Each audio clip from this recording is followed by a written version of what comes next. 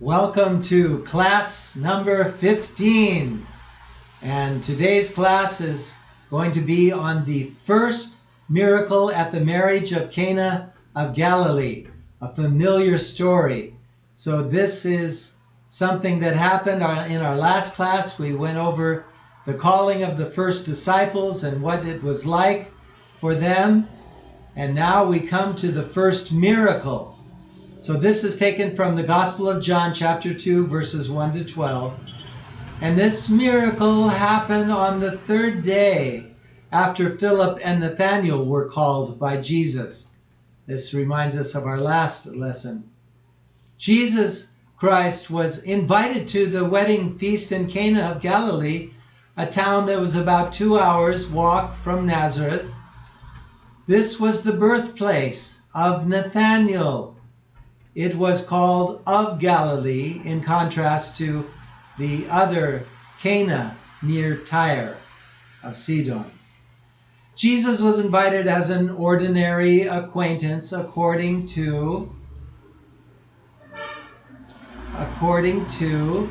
the custom of hospitality. And the hospitality was very important in those biblical days, as in some countries it is today also. So he was invited as an ordinary acquaintance, according to the custom of hospitality. The mother of Jesus was invited also. The wedding family was not rich. That's why there was a lack of wine during the feast. The Most Holy Virgin took a lively part in this circumstance, always watching over every detail for caring about what's happening with others. So she took a lively part in this circumstance, which could spoil the family celebration if there was not enough provision. This way, she showed the first example, of course, of her intercession for people before her divine Son. They have no wine, she tells him, hoping that he will help these people. And he answers back, "Why do you involve me, woman?" Woman is a common expression. Sometimes we think that it's kind of rude to say woman when it's his mother. But it's a common expression in the East. And in the most difficult moment of his suffering on the cross, the Lord also addresses his mother with the same name, entrusting her to his beloved disciple, of course, John chapter 19. My hour has not yet come, back to the wedding of Cana. Perhaps because the wine has not yet completely run out. But the Mary is watching and anticipates. She even anticipates needs and intercedes for them, even when they haven't yet completely run out. In any case, from the further words of the Most Holy Virgin addressed to the servants, whatever he says to you, do it. It does not appear that she understood the Lord's answer as a refusal. All right. So there were, as the story goes, 6 stone water jars which served for frequent ablutions, cleansings, especially of the hands, established by the Jewish law before and after eating food. Their capacity was huge, up to 25 buckets. Jesus told the servants to fill these jars with water to the very top and make them witnesses of the miracle. That's the servants. They become witnesses, first-hand witnesses of the miracle that is about to happen. And so now he says, draw it out and bring it to the chief of the feast, so that he himself will be convinced of the truth of the miracle that has just taken place.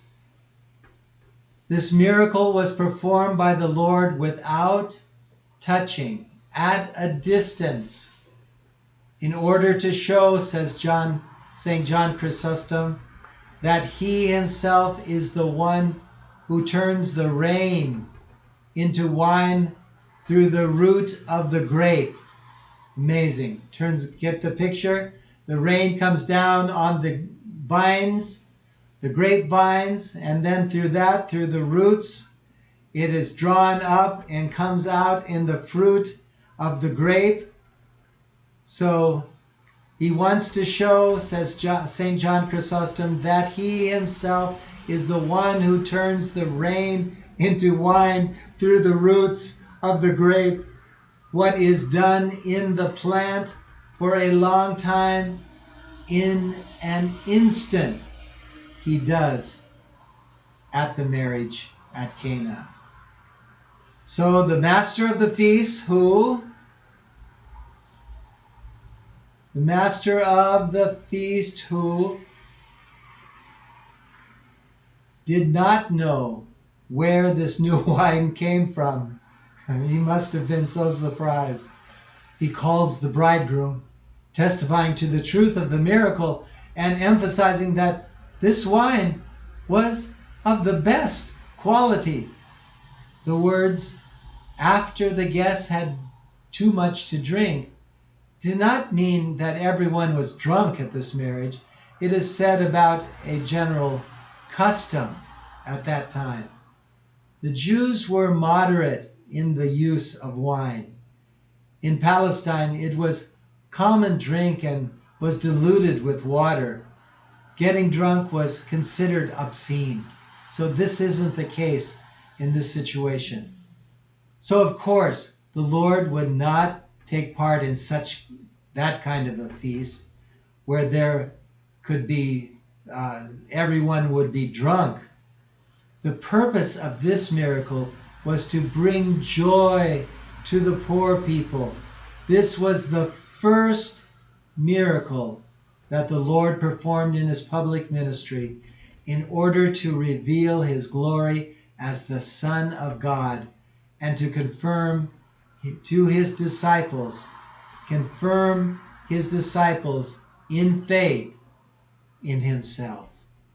So the disciples would again know, they would see the heavens open and the Son of Man ascending and descending, miracles taking place. So in conclusion, after this miracle, the Holy Family then went to Capernaum in order to make a trip from there to Jerusalem for the Feast of Pascha, the Feast of Easter. So this concludes our lesson number 15 on the wedding marriage at Cana and the first miracle that was done. Thank you for joining us. See you in the next class. Bye-bye for now.